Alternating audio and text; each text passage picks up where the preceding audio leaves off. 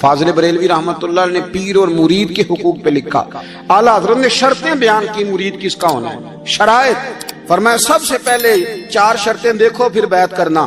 پہلی بات یہ کہ وہ بندہ اتنا عالم ہے کہ ضرورت کے مسئلے بتا سکے, جاہل کی بیعت جائز نہیں. اور دوسرے نمبر پہ فرمایا یہ بھی دیکھو کہ اعلانیہ گناہ تو نہیں کرتا, ظاہری طور پر شریعت کا پابند ہے. تیسرے نمبر پر یہ دیکھو اس کا سلسلہ متصل ہے, باقاعدہ کسی سے مرید ہوا ہے, سلسلہ اوپر تک صحیح چل رہا ہے. اور فرمایا چوتھا یہ ضرور یاد رکھنا کہ خلیفہ مجاز ہو, کسی شیخ کامل نے اسے اجازت بھی اپنی مرضی سے نہ مان کے بیٹھ گیا ہو کہ مجھے تویز مل گئے ہیں, یہ نہ ہو. فرمایا ان چیزوں کو دیکھو اور پھر پوری پابندیاں لگائیں. کسی نے پوچھا پیر اور مریدنی کا پردہ ہے, تو اعلیٰ حضرت فرمانے لگے نبی پاک کی جو بیویاں ہیں نا وہ مومنوں کی مائیں ہیں, ان کو قرآن نے مائیں کہا ہے. تو اگر اس ماں کا بیٹے سے پردہ ہے تو پھر مریدنی کا پیر سے پردہ کیوں نہیں؟ فرمایا واجب ہے مریدنی کے لیے پیر سے پردہ کرنا, واجب ہے. آپ کو ایک بزرگ تھے, انہوں نے اپنے ہاں جلسے پہ بلایا. جب آپ پہنچے تو وہ عورتوں کو ننگے منہ تعویذ دے رہے تھے. آپ نے دور سے دیکھا تو واپس آ گئے. وہ دوڑے پیچھے, کہنے لگے مولانا کچھ تو خیال کریں, لوگ کیا سوچیں گے, ایسے چلے گئے. تو آپ فرمانے لگے شاہ جی آپ نبی پاک کی شریعت کا خیال نہ کریں تو میں آپ کا خیال کروں؟ شریعت اسلامیہ کا خیال نہیں کر رہے, بے پردہ عورتوں میں بیٹھے ہو. وہ کہنے لگے میں توبہ کرتا ہوں, آج کے بعد نہیں کروں گا. فرمایا پھر ہاتھ بڑھائیے, پھر میں آپ کے ہاتھوں کے بوسے لیتا ہوں.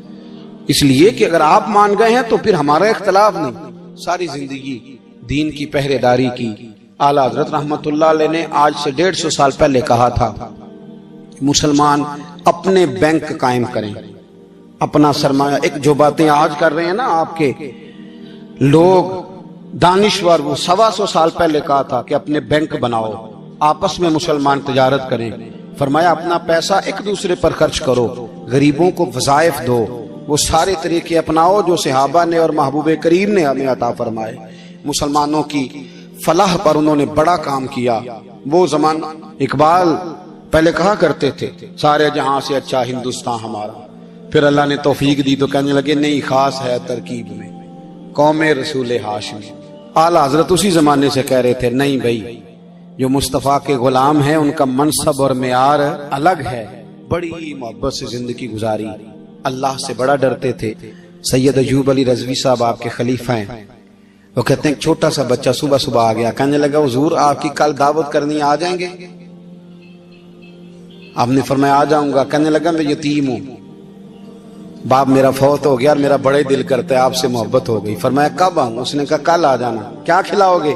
تو چنے کی دال اس نے جھولی میں ڈالی. کہنے لگا حضور میں لے آیا ہوں, رات کو بھگاؤں گا, کل آپ کو کھلاؤں گا. آپ بیمار رہتے تھے, دوپہر کو سوجی کے بسکٹ کھایا کرتے تھے. سید صاحب کہتے ہیں جب وہ جانے لگا تو اعلیٰ حضرت فرمانے لگے اگر اجازت دو تو ایک بندہ ساتھ لے آؤں.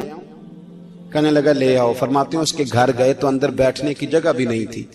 1000 کتاب کے مصنف, لاکھوں کروڑوں مریدوں کے پیر, امت مسلمہ کتنے بڑے لیڈر. کہتے ہیں اس نے نا باہر گلی کے باہر دروازے کے باہر چٹائی بچھا دی. کہنے لگا حضور اندر جگہ نہیں ہے, میری اماں ہے اور آپ عورتوں سے بڑا پردہ کرتے ہیں. اعلیٰ حضرت باہر بیٹھ گئے زمین, اس کو کہتے ہیں لاجپال پیر. باہر بیٹھ گئے, وہ چنے کی دال لایا اور باجرے کی موٹی روٹیاں. آپ کو تکلیف رہتی تھی پیٹ میں, آپ وہ چیزیں استعمال نہیں کرتے تھے, پر 1.5 روٹی کھائی. کھانے کے بعد کہا جائیں. کہنے لگا نہیں میری اماں آگ جلا رہی ہے, چائے پی کے جانا. وہ چائے آئی, جو بندہ سڑک سے گزرتا حضور جہاں بیٹھنے, فرمایا جاؤ کام کرو, دعوت ہماری ہے تمہاری نہیں, جاؤ اپنا کام کرو. وہاں بیٹھ کے کھانا کھایا. جب واپس نکلے تو اس بچے نے اجازت دی جائیے. واپس آئے تو کچھ چہرے پہ کمزوری کے آثار تھے, کچھ تکلیف پیٹ میں شروع ہو گئی. سید صاحب کہنے لگے حضور آپ نے کیا کیا, بیمار ہو جائیں گے. فرمانے لگے ایوب علی یار بیماری تو ٹھیک ہو جائے گی, پر تو نے دیکھا نہیں یتیم کا دل کتنا راضی ہو گیا ہے, کتنا راضی ہو گیا اس کا دل, کتنا وہ خوش ہوا ہے. اور فرمایا جب یتیم راضی ہوتا ہے تو اللہ بھی راضی ہوتا ہے, اللہ کے نبی بھی راضی ہوتا ہے. بڑی پرہیزگاری والی زندگی گزاری. 3 باتیں ان کی زندگی کا اصول تھا. ایک فرماتے تھے تمسک بالدین کرو, مضبوطی کے ساتھ دین کو پکڑ لو.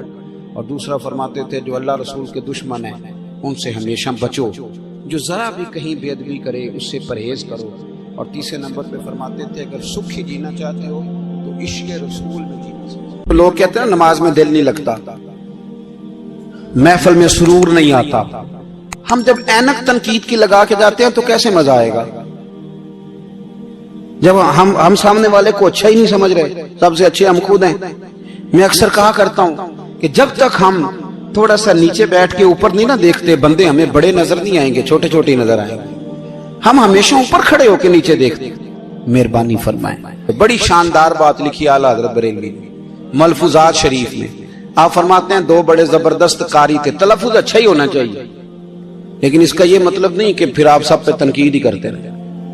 اعلیٰ حضرت فرماتے دو قاریوں نے نا ایک بزرگ کے پیچھے نماز پڑھی تو ان کے نا کچھ قواعد مستحب، کچھ قواعد ٹھیک نہیں تھے. تو کہنے لگے شہرت تو بڑی سنی تھی پر بابے کو تو قرآن بھی صحیح نہیں پڑھنا آتا. یہ اعلیٰ حضرت نے لکھا ہے. چھوڑو جو یہ بھی کو بلی ہے.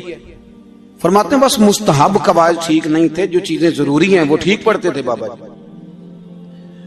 اب ان دونوں نے تنقید کی دل میں اور باہر نکل گئے ایک دوسرے سے کہنے لگے یار کتنا سوچ کے آئے تھے پر یہ تو قرآن پاک بھی ٹھیک نہیں پڑھتے. اب موسم تھا تھوڑا سا ایسے ہی معتدل موسم تھا، نہ زیادہ گرمی تھی نہ زیادہ سردی تھی. قریب ایک جھیل تھی. کپڑے اتارے، تہمتیں باندھی اور جھیل میں گھس گئے نہانے کے لیے. ایک شیر آیا تو کپڑے اٹھا کے لے گیا. اب بندہ پانی میں کتنی کو دیر رہ سکتا ہے؟ موسم بھی معتدل تھا، بڑی گرمی میں بھی بندہ زیادہ نہیں رہ سکتا. ٹھٹھرنے لگے، پریشان ہو گئے، کانپنے لگے، جائیں تو کدھر جائیں، بڑے پریشان. اب شیر بیٹھا ہے سامنے اور پہاڑی کے اوپر وہ بیٹھا کپڑے لے کے. اعلیٰ حضرت فاضل بریلوی رحمت اللہ تعالی علیہ فرماتے ہیں کسی نے جا کے بزرگوں کو بتایا کہ وہ آپ کے مہمانوں کے کپڑے لے گیا شیر. تو ٹھٹھر رہے. وہ بزرگ آئے اور آ کے نا تو شیر کو آواز دی، اللہ ہر مشکل دی کنجی یارو ہاتھ مرداں دے آئی. شیر کو آواز دی، کہنے لگے ادھر آئے نا. وہ آیا تو تھپ